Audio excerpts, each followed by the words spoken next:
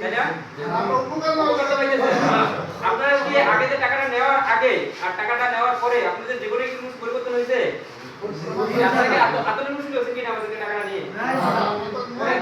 আমাদের জন্য এটা খুব আমাদের জন্য আমাদের এই প্রকল্পটা 1974 সালে শুরু হয়েছে। ঠিক আছে?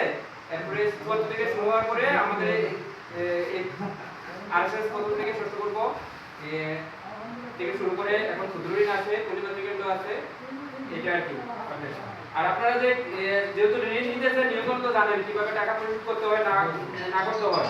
আপনারা আগে এটা টাকা নিতে সার্ভিস চার্জ ছিল, আমাদের এটা হচ্ছে সুদমুক্ত ক্ষুদ্র ঋণ। সুদমুক্ত ক্ষুদ্র ঋণ আমাদের যে টাকাটা নিতেছি সার্ভিস চার্জ, এটা আপনারা গ্রামে থেকে থাকে আমরা এই গ্রাম থেকে নেওয়ার কোনো আমাদের ক্ষমতা নাই, যেটা বলে আর কি। আপনারা যদি ভালো কাজকর্ম করেন, আপনারা যদি নিয়মিত পরিশোধ করেন, তাহলে আমাদের যে মূল টাকাটা আমাদের যেটা এটা আমরা অন্য প্রকল্পে নিয়ে যেতে পারি, কিন্তু সার্ভিস চার্জ যেটা